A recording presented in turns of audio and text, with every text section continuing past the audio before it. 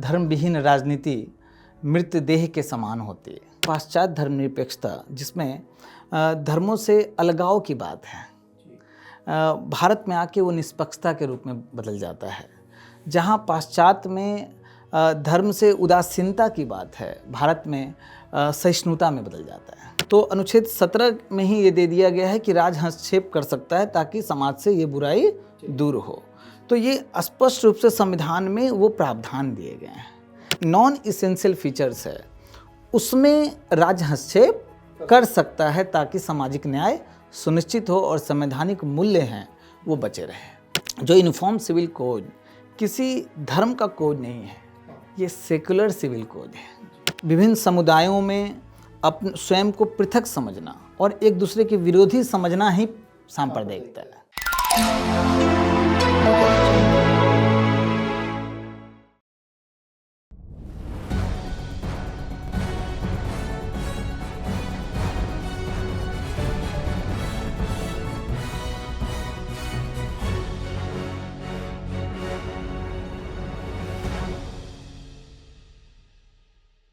नमस्कार दर्शकों, विजन संवाद के इस नए अंक में मैं सौरभ आप सभी का स्वागत करता हूं।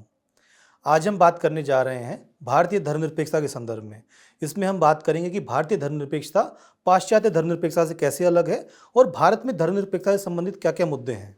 इस पर हमारा मार्गदर्शन करने के लिए और हमारे सभी प्रश्नों का जवाब देने के लिए हमारे साथ उपस्थित हैं विजन आईएएस से senior expert faculty Indrajit sir. Sir, स्वागत है आपका। Thank you Saurabh. सर, अगर हम बात करें तो हम सेकुलरिज्म शब्द को बार बार सुनते हैं, तो इसका क्या अर्थ होता है, ये हमारे दर्शकों को बताइए। देखिए, जो सेकुलरिज्म शब्द है ये पश्चिम से आया हुआ शब्द है। इसमें इसका साधारण सा अर्थ होता है कि राज्य के क्रियाकलाप में धर्म या रिलीजन को अलग रखना। जी सर। राज्य कोई नीति निर्माण करता है या कोई कानून बनाता है, उसमें धार्मिक विश्वास की प्रधानता नहीं होगी, बिल्कुल दोनों को पृथक करना। ये बेसिकली जो 18वीं शताब्दी में यूरोप में रिलीजन मतलब चर्च और राज्य के बीच जो संघर्ष हुआ, उसके बाद ये शब्द उभर के सामने आया है।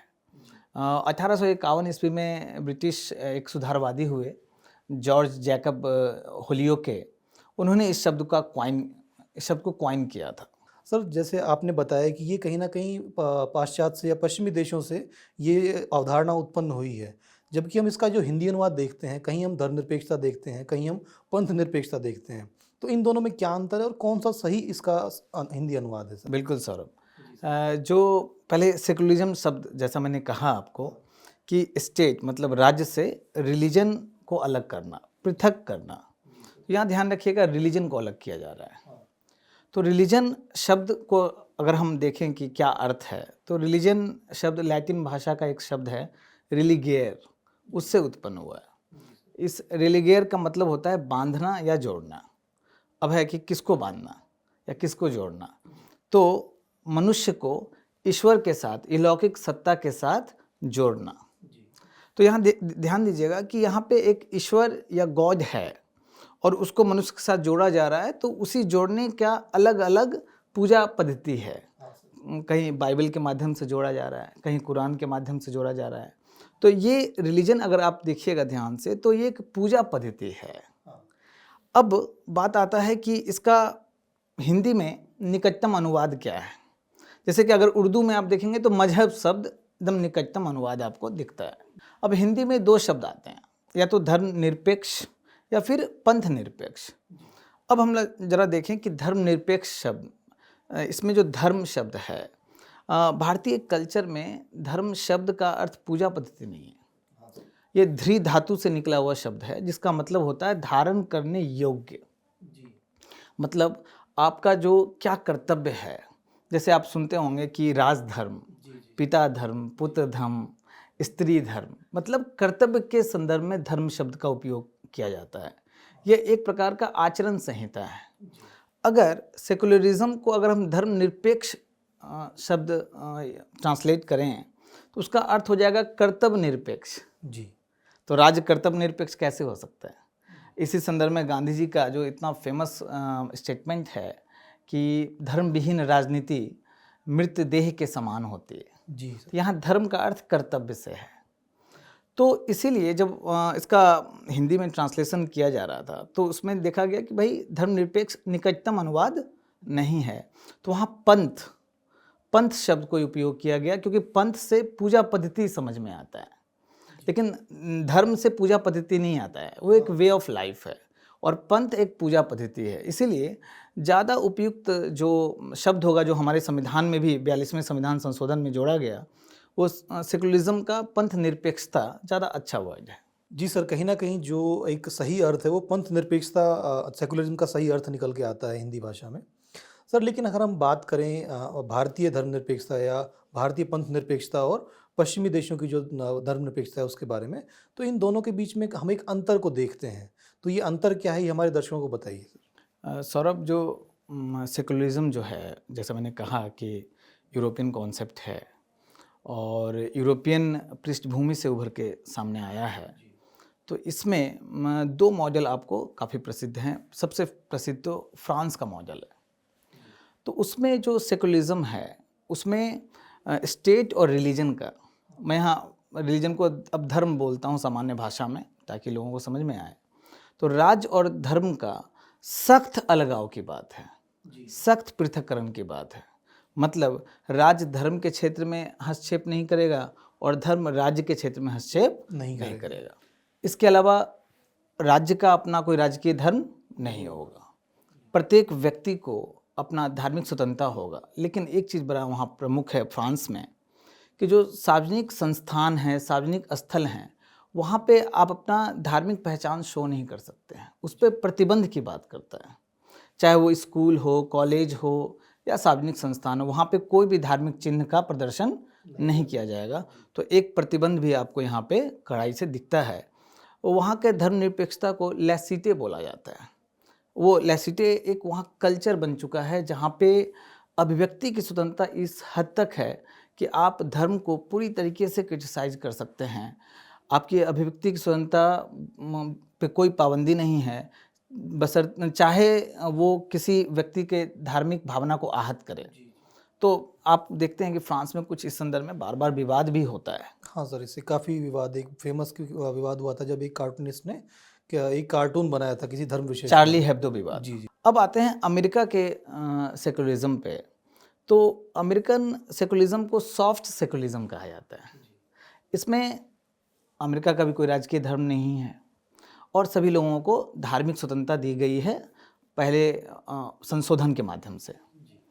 लेकिन यहाँ एक चीज़ महत्वपूर्ण है कि जहाँ फ्रांस सार्वजनिक स्थल पे धार्मिक पहचान को प्रतिबंधित करता है, अमेरिकी सेकुलरिज्म में ना तो उसको बढ़ावा मिलता है ना प्रतिबंधित करता है, वो समायोजित करता है। जहाँ पे आवश्यकता है वहाँ पे परमिशन भी देता है और व्यक्तिगत जो स्वतंत्रता है, धार्मिक स्वतंत्रता, उसको बहुत महत्व अमेरिका में मिलता है। अब भारत पे आते हैं। तो भारतीय धर्मनिरपेक्षता भारतीय पृष्ठभूमि से आया है। भारत में सर्वधर्म समभाव का कॉन्सेप्ट हमेशा से सदियों से रहा है।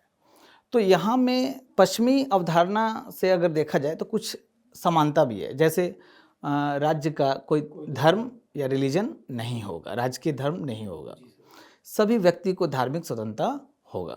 लेकिन यहाँ पे एक चीज़ बड़ा महत्वपूर्ण है कि यहाँ पे जो राज्य है वो धर्म को बढ़ावा भी देता है। सभी धर्म के संदर्भ में उसको समान दूरी पे रहना है, किसी भी एक धर्म को वरीयता नहीं देना है। यहाँ तक कि बहुत मामले में वित्त पोषण भी करता है धर्म को, लेकिन हाँ, वित्त पोषण में या फिर बढ़ावा देने में कोई भेदभाव नहीं कर सकता है। उसके अलावा जो लोग हैं, यहाँ सबसे महत्वपूर्ण आपको बता दूं कि इंडिविजुअल जो धार्मिक स्वतंत्रता की बात है जो आर्टिकल 25 के तहत मिला हुआ है, उसके साथ साथ समुदाय के स्तर पे भी धार्मिक स्वतंत्रता अनुच्छेद 29 और 30 के तहत मिला हुआ है। और एक लास्ट बात ये कि यहाँ का जो धर्मनिरपेक्षता है, सेकुलरिज्म है, वो पश्चिम के सेकुलरिज्म की तुलना में सकारात्मक माना जाता है। उसका कारण है कि यहाँ पे प्रिंसिपल्ड इंटरवेंशन को परमिशन दिया गया है, सैद्धांतिक हस्तक्षेप को परमिशन दिया गया है, ताकि कोई भी कुरीति है, धार्मिक कुरीति या सामाजिक बदलाव करना है तो राज्य हस्तक्षेप कर सकता है। जो हमारे देश के दूसरे राष्ट्रपति हुए डॉक्टर सर्वपल्ली राधाकृष्णन और महान दार्शनिक भी उनको माना जाता है। उन्होंने काफ़ी पुस्तकें लिखी हैं। उसमें एक पुस्तक है रिकवरी ऑफ फेथ। तो उसमें धर्मनिरपेक्षता की तुलना की है उन्होंने पाश्चात्य और भारतीय धर्मनिरपेक्षता की। उसमें उन्होंने कहा है कि जो पाश्चात्य धर्मनिरपेक्षता जिसमें धर्मों से अलगाव की बात है, भारत में आके वो निष्पक्षता के रूप में बदल जाता है। जहाँ पाश्चात्य में धर्म से उदासीनता की बात है, भारत में सहिष्णुता में बदल जाता है। जी सर। सौरभ, इसी प्रकार से भारत के एक बड़े डिप्लोमेट हुए, सिविल सेवक हुए, डॉक्टर आबिद हुसैन। उन्होंने एक बुक लिखा नेशनल कल्चर ऑफ इंडिया। उसमें उन्होंने कहा है कि जो भारतीय धर्मनिरपेक्षता है वो अधार्मिकता या अनिश्वरवाद या भौतिक सुखों को बढ़ावा देने वाला नहीं है। यह वस्तुतः जो आपका अध्यात्म है, सार्वभौमिक अध्यात्म, उसको बढ़ावा देने वाला है और उसी को भारतीय धर्मनिरपेक्षता बढ़ाने का एक उपकरण की तरह है। जी सर, कहीं ना कहीं जो पश्चिमी धर्मनिरपेक्षता है वो धर्म से अलगाव की बात करती है। वो एक व्यक्ति की जो धर्म है, धर्म से उसको जोड़ती नहीं है। बिल्कुल। जबकि भारतीय जो धर्मनिरपेक्षता है वो सर्वधर्म समभाव की बात करती है। एक व्यक्ति का धर्म को पोषित करने का भी प्रयास जो भारतीय धर्मनिरपेक्षता करती है। जी सर, जैसा आपने भी बताया कि जो धर्मनिरपेक्षता है उसमें राज्य और सरकार के बीच में एक दूरी की बात की गई है, सैद्धांतिक दूरी की। लेकिन हम जो भारतीय संदर्भ में देखते हैं कि अक्सर सरकार या विधायिका कुछ नियम कानून धर्म को लेकर के बनाती है, तो ये क्या धार्मिक मामलों में हस्तक्षेप नहीं है? इसका आधार क्या है? सरकार ऐसे कैसे कर पाती है? देखिए, जो पाश्चात्य धर्मनिरपेक्षता या सेकुलरिज्म है उसको आप देखिएगा तो वहाँ पे तो स्ट्रिक्ट रूप से पृथक्करण की बात है स्टेट और रिलीजन के बीच में। लेकिन जैसा मैंने आपको पहले कहा कि भारतीय धर्मनिरपेक्षता में प्रिंसिपल्ड इंटरवेंशन, सैद्धांतिक हस्तक्षेप हो सकता है, क्योंकि इसमें कॉन्स्टिट्यूशनल मैंडेट मिला है, संविधान में ऐसे प्रावधान हैं कि लोगों के फंडामेंटल राइट को बचाने के लिए या फिर आपको समानता लाने के लिए, सामाजिक न्याय लाने के लिए या कॉन्स्टिट्यूशनल वैल्यूज़ को बचाने के लिए राज्य हस्तक्षेप कर सकता है। जैसे कि अस्पृश्यता है तो अनुच्छेद 17 में ही ये दे दिया गया है कि राज्य हस्तक्षेप कर सकता है ताकि समाज से ये बुराई दूर हो। तो ये स्पष्ट रूप से संविधान में वो प्रावधान दिए गए हैं। उसी प्रकार से जो धर्म की स्वतंत्रता है, जैसे अनुच्छेद 25 के तहत, ये एब्सोल्यूट नहीं है, इसमें भी कुछ कुछ रिस्ट्रिक्शंस हैं। आपको ये भी बता दें कि जो न्यायपालिका ने भी विभिन्न निर्णयों में साफ साफ इसको उल्लेखित किया है। सबसे प्रमुख निर्णय इसमें आता है शिरूर मठवाद 1954 का। इसमें माननीय सर्वोच्च न्यायालय ने एक डॉक्ट्रिन प्रतिपादित किया, डॉक्ट्रिन ऑफ इसेंशियलिटी। माननीय सर्वोच्च न्यायालय का कहना है इसमें कि जो कोई भी रिलीजन या धर्म है तो उसमें दो तत्व होते हैं। एक उसके इसेंशियल फीचर्स, आवश्यक जो तत्व हैं, और एक दूसरा नॉन इसेंशियल फीचर्स। तो इसेंशियल फीचर्स जैसे कि पूजा पद्धति क्या है, कोई पुस्तक है, या एक ईश्वर है, दो ईश्वर है, ये सब इसेंशियल फीचर्स में माना जाता है। स्पष्ट रूप से उसकी परिभाषा अभी तक नहीं दी गई है, मैं जस्ट एग्जांपल बता रहा हूँ आपको। और जो नॉन इसेंशियल फीचर्स है, जैसे कि प्रथाएं क्या चल रही हैं, कुछ अगर इसमें पूजा पद्धति में भी कुछ अलग से प्रथा चल रहा है ना, जिसमें कुछ बुराई हो, तो ये सब नॉन इसेंशियल्स में आ जाएगा। तो माननीय सर्वोच्च न्यायालय ने इस निर्णय में कहा कि जो नॉन इसेंशियल फीचर्स है उसमें राज्य हस्तक्षेप कर सकता है ताकि सामाजिक न्याय सुनिश्चित हो और संवैधानिक मूल्य हैं वो बचे रहें। इसमें सौरभ, मैं संविधान सभा का जो डिबेट हुआ था उसको भी यहाँ पे लाना चाहता हूँ। डॉक्टर अंबेडकर ने साफ साफ कहा था कि भारत में जो हम लोग धर्मनिरपेक्षता अपना रहे हैं वो हस्तक्षेपवादी धर्मनिरपेक्षता अपना रहे हैं। क्योंकि जो अगर कॉन्स्टिट्यूशन में इस चीज़ को लिख दिया जाए कि राज्य सामाजिक बुराई को हटाने के लिए या सामाजिक न्याय को लाने के लिए या शोषितों की स्थिति को बदलने के लिए प्रावधान कर सकता है, तो इनमें जो परिवर्तन होगा तुलनात्मक रूप से ज़्यादा तीव्र गति से होगा। पंडित नेहरू ने भी इसको समर्थन किया और कहा कि जो धर्मनिरपेक्षता है वो मात्र एक धर्म की स्वतंत्रता नहीं है, इससे बढ़ के है। ये धर्मनिरपेक्षता उपकरण है, उपाय है राजनीतिक और सामाजिक समानता लाने के लिए। जी सर, कहीं ना कहीं इससे जो सर धर्म है, धर्म में भी प्रगतिवाद आता है, बिल्कुल क्योंकि बिल्कुल। बहुत सी ऐसी प्रथाएं, जैसे मानवीय बलि एक प्रथा रही है, सती प्रथा भी हम आज़ादी के बाद भी एक केस था बिल्कुल सती प्रथा बिल्कुल, का, रूपकमल केस। रूप कंवर केस। जी सर, उसके बाद अभी हाल ही में 2017-18 के आसपास जो संलेखना पद्धति पर भी सुप्रीम कोर्ट में बिल्कुल एक बिल्कुल। डिसीजन ये लिया भी गया। बता दूं कि जो हाल में इंस्टेंट ट्रिपल तलाक पे जो बैन लगा है, तो वही हस्तक्षेप का परिणाम है। जी, कहीं ना कहीं भारतीय जो संविधान है वो सरकार और विधायिका को अधिकार देता है कि वो धर्म को सुधारवादी बनाए, बिल्कुल ताकि बिल्कुल, जो समाज में समानता सहिष्णुता को बढ़ावा दिया जा बढ़ावा सके। दे बढ़ावा। जी सर, अभी जो सुधारों की हमने बात की है, ऐसा ही एक सुधार अभी सरकार के या एक मुद्दा है समान नागरिक संहिता। तो उसको लेकर के अक्सर ऐसे आरोप लगाए जाते हैं कि ये कहीं ना कहीं धर्मनिरपेक्षता में हस्तक्षेप है, किसी धर्म के जो व्यक्तिगत धर्म का मामला है उसमें सरकार हस्तक्षेप कर रही है। इस पर आपके क्या विचार हैं, हमें बताइए। सौरभ, जो यूनिफॉर्म सिविल कोड की आप बात कर रहे हैं, तो पहले ये समझना बड़ा इम्पोर्टेंट है कि है क्या। तो किसी भी, ये व्यक्तिगत कानून के संदर्भ में है, किसी व्यक्ति का विवाह के संबंध में जो प्रावधान, या फिर तलाक के संबंध में, या गोद लेने के संदर्भ में, या फिर उत्तराधिकार के संबंध में। जी तो इसके संदर्भ में बिना धर्म देखे हुए सबके लिए समान कानून बनाना, सभी नागरिकों के लिए समान कानून बनाना, यही यूनिफॉर्म सिविल कोड है, जो भारतीय संविधान के भाग 4 में डीपीएसपी में आर्टिकल 44 में राज्य को ये निर्देशित किया गया है कि भविष्य में आप इसको लाएंगे। अब ये विवाद ये है कि यूनिफॉर्म सिविल कोड आता है तो जो अल्पसंख्यक हैं उनके धार्मिक स्वतंत्रता में हस्तक्षेप हम कर रहे हैं। यह अनुच्छेद 25, अनुच्छेद 29, अनुच्छेद 30 इसका उल्लंघन होगा, ये कुछ लोगों का तर्क है। लेकिन जो विशेषज्ञ हैं, संविधान विशेषज्ञ हैं, यहाँ तक कि न्यायपालिका, उनका कहना है कि जो यूनिफॉर्म सिविल कोड किसी धर्म का कोड नहीं है, ये सेकुलर सिविल कोड है। ये एक तो देखिए, जो कानून हैं ऐसे भी दो प्रकार के हैं, जो एक आपराधिक कानून और सिविल कानून। आपराधिक कानून में हम लोगों ने पूरा समानता प्राप्त कर लिया है, चाहे वो किसी भी धर्म, किसी भी जाति का हो, सेम कानून उस पर अप्लाई जी सर, कहा भी जाता है कि अपराधी की कोई धर्म जाति नहीं होती है ना। जी और आपको ये बता दूं कि जब आईपीसी आने के पहले हर धर्म के संदर्भ में अलग अलग कानून थे, अपराध में भी। सिविल कानून में भी दो प्रकार के कानून हैं। एक तो है व्यक्तिगत कानून, जिसका मैंने अभी चर्चा किया, और दूसरा है गैर व्यक्तिगत कानून। जैसे कि गैर व्यक्तिगत कानून में आप देखेंगे कॉन्ट्रैक्ट एक्ट। तो कॉन्ट्रैक्ट एक्ट में भी समानता आ चुका है, चाहे आप किसी धर्म के हों, जो कॉन्ट्रैक्ट एक्ट वही आप पे अप्लाई होगा।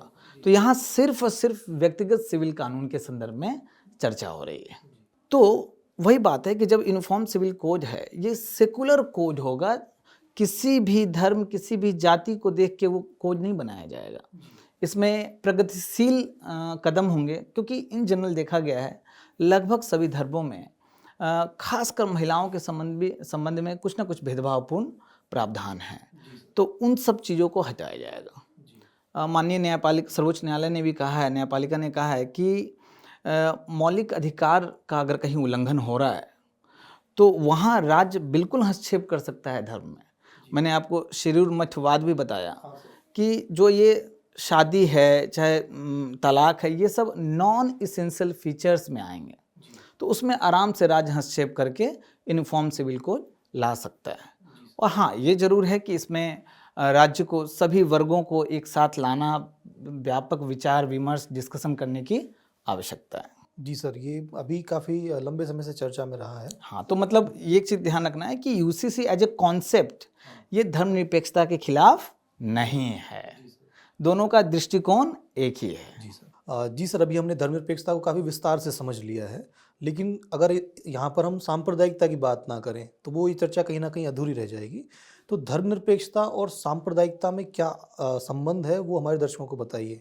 साथ ही जो हम जब धर्मनिरपेक्षता की बात करते हैं उसके लिए संविधान में कठोर प्रावधान भी किए गए हैं, लेकिन फिर भी हम समाज में कहीं ना कहीं सांप्रदायिकता देखते हैं, तो वो क्या कारण है, वो भी हमें बताइए सर। सौरभ, जो किसी भी समाज में, किसी भी देश में जो धार्मिक विविधता होती है, तो उस धार्मिक विविधता को हैंडल करने का विभिन्न राजनीतिक दृष्टिकोण है, जिसमें सबसे प्रोग्रेसिव दृष्टिकोण है आपका धर्मनिरपेक्षता, जहाँ पे सभी धर्म को आप बराबर मानते हैं, किसी भी धर्म को आप वरीयता अलग से नहीं देते हैं। उससे क्या होता है कि पूरे राष्ट्र में, पूरे देश में एकता आती है। जी सर। सांप्रदायिकता जस्ट इसके अपोजिट कॉन्सेप्ट है। इसमें एक धर्म को वरीयता दिया जाता है और ये भले ही राष्ट्रीय एकता उससे छिन्न भिन्न हो जाए। तो रजनी कोठारी भी कहते हैं सांप्रदायिकता के संदर्भ में कि विभिन्न समुदायों में अपने स्वयं को पृथक समझना और एक दूसरे के विरोधी समझना ही सांप्रदायिकता है। जी सर। तो सौरभ, आपने देखा कि ये धर्मनिरपेक्षता और सांप्रदायिकता बिल्कुल विरोधी दृष्टिकोण है। अब इसका भारतीय संविधान में धर्मनिरपेक्षता के संबंध में काफ़ी प्रावधान हैं, चाहे वो फंडामेंटल राइट से आपको दिखता, प्रस्तावना में तो जोड़ा ही गया पंथ निरपेक्षता शब्द को। उसके अलावा आपको भारतीय मौलिक अधिकार में आपको दिखता है और अनेक ऐसे प्रावधान हैं। जी सर। लेकिन आज़ादी के बाद से ही सांप्रदायिकता बहुत बड़ा चुनौती रहा है भारतीय एकता के लिए। जी सर, वो आज़ादी के समय विभाजन का एक कारण भी रहा है एक्चुअली में। तो इसमें अगर आप कारण देखेंगे तो अंग्रेज़ों की फूट डालो राज करो की जो नीति थी, इसने पूरा जहर घोला है। अंग्रेज जो स्वतंत्रता आंदोलन था उसको दबाने के लिए ये विभिन्न समुदायों में उन्होंने फूट डाला और जिसका प्रभाव हुआ कि भारतीय उपमहाद्वीप का, भारत देश का विभाजन हुआ और इसी आधार पे हुआ। आप देखिए कि जो पाकिस्तान का निर्माण हुआ है वो 2 नेशन थ्योरी पे हुआ है। जी सर। उनका भी वही जो रजनी कोठारी कहते हैं कि बिल्कुल अपने आप को पृथक मानना, पाकिस्तान का वही विभाजन का आदर्श है, दर्शन है कि जो मुस्लिम धर्म है वो हिंदू धर्म से या अन्य धर्म से बिल्कुल पृथक है और साथ में एक दूसरे हित जो हैं एक दूसरे के विरोधी हैं। इसी कारण से वो अलग हुआ। लेकिन हमने वो नहीं अपनाया, हमने सेकुलर नेशन थ्योरी या सेकुलरिज्म को अपनाया। तो जो अंग्रेज का फूट डालो राज करो का नीति तो जड़ का काम करता है। उसके अलावा विभिन्न धर्मों में भारत में 19वीं शताब्दी के अंत में और 20वीं शताब्दी के प्रारंभ में पुनरुत्थान आंदोलन हुए। जी सर। जिसने भी वैमनस्य पैदा किया। जी सर। डॉक्टर आबिद हुसैन एक समाज सेवी हैं और एक इस पे सांप्रदायिकता पे काफ़ी उन्होंने बुक लिखा है। उनका बुक है कम्युनलिज्म इन इंडिया। तो उनका कहना है कि हम लोग जो सांप्रदायिकता है ये बहुआयामी उसके कारण है, सिर्फ अंग्रेज या फिर ये धार्मिक कारण नहीं है। इसका मुख्य कारण धर्मनिरपेक्ष है, धर्मनिरपेक्षता नहीं, धर्मनिरपेक्ष है मतलब कि जो राजनीतिक सत्ता को प्राप्त करना हो या फिर नौकरी में प्रतिस्पर्धा हो, तो इसके लिए सांप्रदायिकता को एक टूल की तरह यूज किया जाता है। और चूँकि धर्म के नाम पे समुदाय बड़ा जल्दी एकजुट हो जाता है, इसीलिए इस राजनीतिक प्रतिस्पर्धा में ये इसको धर्म को बड़े स्तर पे मिसयूज किया गया है, जिसके कारण से सांप्रदायिकता आई है। दूसरा चीज़ जो आज़ादी के बाद भी जो कंटिन्यू रहा आपका वोट बैंक पॉलिटिक्स और जिसका दुष्प्रभाव हमेशा देखने को मिला है, और जो देखा गया प्रशासन की तरफ से भी जो जितना बढ़िया से नियम कानून लागू करने थे, जो घृणा पैदा करते हैं समाज में, न्यायपालिका को जल्दी सुनवाई करके डिटरेंट पैदा करना था, वो उसमें हम सफल नहीं हुए हैं। और जो मीडिया का रोल है, अभी से नहीं हमेशा से, चाहे वो प्रिंट मीडिया हो, इलेक्ट्रॉनिक मीडिया हो, वो इन सब मुद्दों को बड़ा सनसनीखेज करती है। जी जी। और अब तो सोशल मीडिया सर, और मैं आपको बिल्कुल सौरभ, सोशल मीडिया जब आया था तो सोचा गया था कि लोगों को एकजुट करेगा, लेकिन इसकी भयावह स्थिति देखने को मिल रही है। अभी कंटेम्प्रेरी वर्ल्ड में सबसे बड़े बुद्धिजीवी इस सेंस में माने जाते हैं, एक महान लेखक हैं अभी इजराइल के युवल नोआ हरारी, जिन्होंने सेपियंस लिखा था। उनका 2024 में बुक आया है nexus, a brief history of information network from stone age to AI, book का नाम है। तो उन्होंने बताया है कि वर्तमान में जो सोशल मीडिया है उसमें जो एल्गोरिदम यूज किया जाता है, अब क्या है, ये जो सोशल मीडिया किसी कॉरपोरेट कंपनी का है, निजी कंपनी का है, उसको लाभ कमाना है। लाभ तब मिलेगा जब लोग अधिक से अधिक इंगेज होंगे सोशल मीडिया के साथ।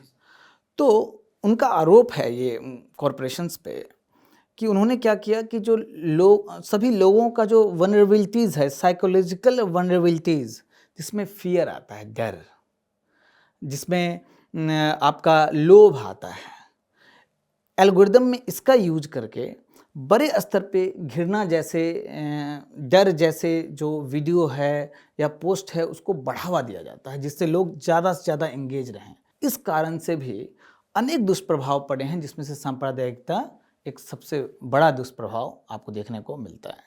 जी सर, अगर हम हाल के दशकों में देखें तो जो सांप्रदायिक दंगों का एक मुख्य कारण रहा है वो कहीं ना कहीं सोशल मीडिया रहा है। बिल्कुल, जी बिल्कुल। सर। क्योंकि सोशल मीडिया में एनोनिमिटी का कॉन्सेप्ट है। आप अपना पहचान छुपा के फेक न्यूज़ पर फैला सकते हैं। लोग क्या करते हैं कि एक ही तरह का वीडियो देख के एक इको चैम्बर में आ जाते हैं और दूसरे समुदाय के प्रति उनमें घृणा आ जाता है। तो एक जो सोचा गया था कि सूचना का विकेंद्रीकरण हुआ है सोशल मीडिया के कारण, वो एल्गोरिदम के जो बबल्स हैं उस विकेंद्रीकरण को उन्होंने रोक दिया है। जी सर। जैसे सर जो एक तुष्टीकरण की राजनीति थी या धर्म का ध्रुवीकरण था, वो कहीं ना कहीं अब हम सोशल मीडिया के माध्यम से भी उसको बढ़ावा ही मिल रहा है। बिल्कुल, बिल्कुल। जी सर। सर, हमारे सभी प्रश्नों का जवाब देने के लिए और इतने अच्छे से हमें धर्मनिरपेक्षता, भारतीय धर्मनिरपेक्षता को समझाने के लिए आपका बहुत बहुत धन्यवाद। Thank you, thank you. तो आशा है दर्शकों, भारतीय धर्मनिरपेक्षता का ये टॉपिक आपको विस्तार से समझ में आया होगा। इसके अलग अलग आयाम इंद्रजीत सर ने आपको विस्तार से समझाए हैं, तो ये कहीं ना कहीं आपको जीएस पेपर 1 में भी हेल्प करेगा, जीएस पेपर 2 में भी हेल्प करेगा, और दोनों ही पेपर में यूपीएससी यहाँ से प्रश्न पूछ चुकी है। तो और हम इसी तरह के नए नए टॉपिक्स आपके लिए लाते रहेंगे। तब तक आप हमारे साथ जुड़े रहिए। ये वीडियो देखने के लिए आपका बहुत बहुत धन्यवाद।